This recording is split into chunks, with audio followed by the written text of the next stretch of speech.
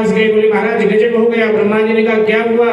बोले शिव जी ने कामदेव को जला दिया, जल्दी उपाय बताओ हम लोगों के बचने का, कहीं हम सबको ना जला दें, क्योंकि भेजा तो हम ही लोगों ने कामदेव को था। ब्रह्मा जी ने कहा ऐसा करो, कामदेव की पत्नी रति के पास जाओ और रति को आगे करके शिव जी के पास जाओ। रति जब रोती बिलखती हुई शिव जी के पास जाएगी तो एक नारी को इस हालत में देख करके शिव जी का क्रोध शांत हो जाएगा और तुम सबकी भी रक्षा हो जाएगी। मेरे भाई बहन, देवता सब भागे भागे आए रति के पास। रति श्रृंगार कर रही थी बैठे हुए। देवताओं ने कहा देवी आप श्रृंगार कर रही हैं, आप श्रृंगार किसके लिए? एकदम चौंकी। बोले क्या हुआ? तो कहा आपके पतिदेव को महादेव ने जला दिया तीसरा नेत्र खोलकर। ये नहीं बताया कि जलवाने वाले हम ही लोग हैं, ऐसा नहीं बताया। बोले जला दिया।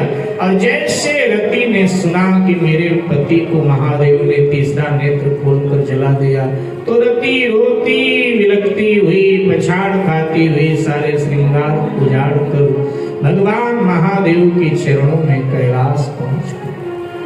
प्रभु महादेव भूत पावन, एक बार फिर तीसरा नेत्र खोलिए और मुझे जला दीजिए। अब मैं जीना नहीं, मैं भी जलना चाहती हूँ। महाराज वैधव्य नारी का जीवन, विधवा नारी का जीवन बड़ा कष्टकारक होता है। आप मुझे जला दीजिए महाराज, मेरे पति को आपने जला दिया, अब मुझे भी जला दीजिए। विलाप करने लगे। जोगी अकंटक भय पति गति सुनती रति मूर्छित भई। जोगी अकंटक भय पति गति सुनती रति मूर्छित भई।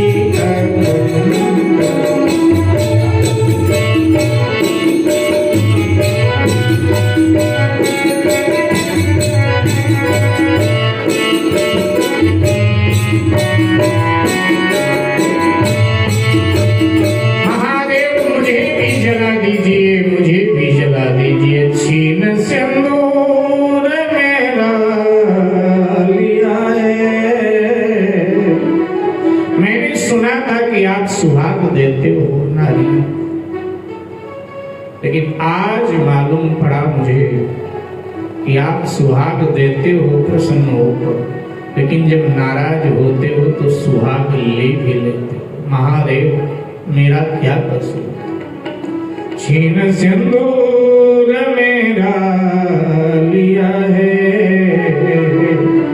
कुछ भी सोचा विचारा नहीं है, नहीं है, कुछ भी सोचा विचारा नहीं है। छीन सिंदूर मेरा लिया है, छीन सिंदूर मेरा लिया है, कुछ सोचा विचारा नहीं है। छीन सिंदूर मेरा लिया है, कुछ भी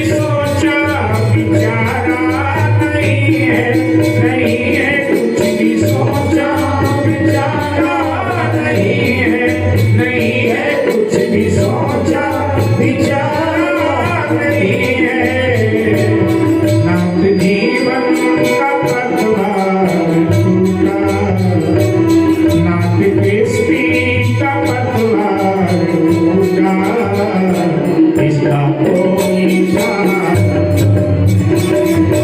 नाथ कृष्ण का पतवार टूटा, इसका कोई सहारा नहीं है, इसका कोई सहारा नहीं है, इसका कोई सहारा नहीं है।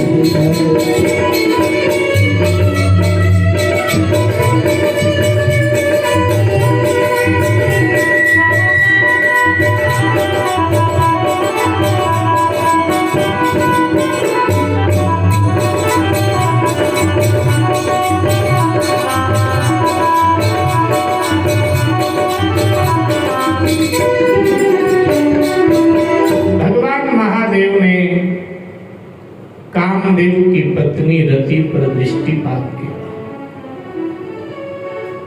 रति की हालत देख करके भगवान महादेव के हृदय में करुणा उमड़ आई। वो तो कर्पूर गौरम करुणा बता रही, सो करुणा उमड़ आई उनके हृदय में। उन्होंने कहा, रति बेटी क्या चाहते? उसने कहा, मैं अभागन नारी महादेव अपना सुहाग चाहती, मुझे मेरा सुहाग वापस कर दो प्रभु। आप महादेव हैं, आप मार भी सकते हैं तो आप जिला भी तो सकते हैं, तो मुझे मेरा सुहाग चाहिए। भगवान महादेव ने कहा, चिंता दूर कर, जा, तेरा सुहाग तुझे पुनः प्राप्त हो जाएगा, मिल जाएगा। कब मिलेगा? रति ने प्रश्न किया महादेव से, प्रभु मेरा सुहाग मुझे वापस कब मिलेगा? तो कहा, रति थोड़ा प्रतीक्षा तो करना पड़ेगा आपको। त्रेता युग समाप्त होने वाला है और द्वापर युग का शुभारंभ होने वाला है। द्वापर युग में भगवान कृष्णावतार लेंगे और तब उनकी धर्मपत्नी रुक्मणी के गर्भ का माध्यम लेकर के तुम्हारा पति कामदेव प्रद्युम्न के रूप में प्रकट होगा और फिर तुम उसे प्राप्त कर लोगी। इस तरह से तुम्हें तुम्हारा पति मिल जाएगा। महादेव ने कह दिया, रति जब जदुवंश कृष्ण अवतार, जदुवंश कृष्ण अवतारा, जदुवंश कृष्ण अवतारा।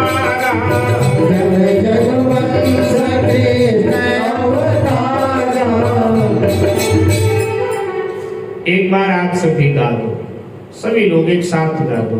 जब जदुवंश कृष्ण अवतारा,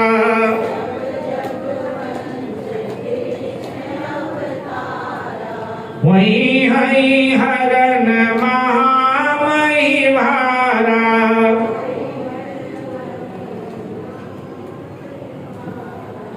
कृष्ण तनय हुई है पति तोरा,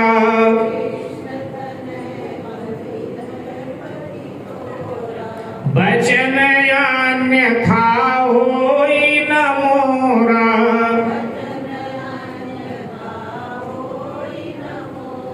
कितना बढ़िया आप सब गा रहे हैं।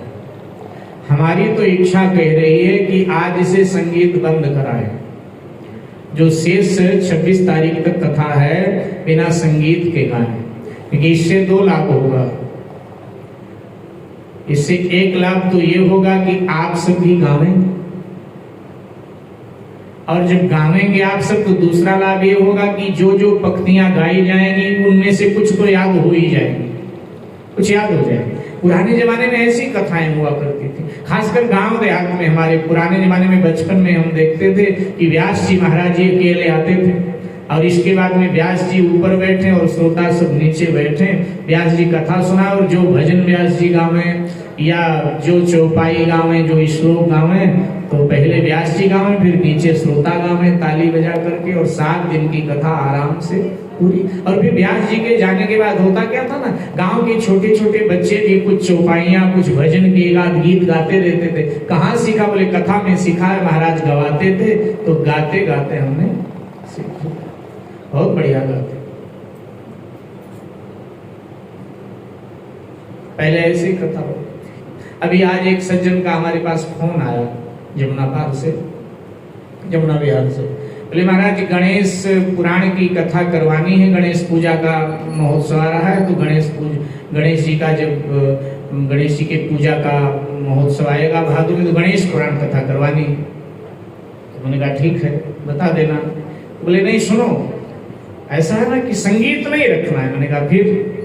बोले बस आपको अकेले आना है। तो हमने कहा फिर हमारे साथ गाएगा कौन? बोले हम लोग मिलकर के गाएंगे। हमने कहा तो बहुत पहले गांव देहातों में ऐसी कथाएं होती थी, बिना संगीत के कहाँ लोग आएंगे? तो बोले महाराज हम आपको बताएं, हमारे यहाँ तो लोग आ जाते हैं। बोले हम जिन व्यास जी से कथा करवाते बिना संगीत का करवाते हैं और लोग आ जाते हैं। तो मैंने कहा भाई पहली बार हम सुन रहे हैं कि दिल्ली जैसे महानगर में बिना संगीत के। हमने कहा गांव देहातों में पहले देखा जाता था, पुराने जमाने में गांव देहातों में बिना संगीत के कथाएं हुआ करती थी। तो आइए, जब जदुवंश कृष्ण अवतारा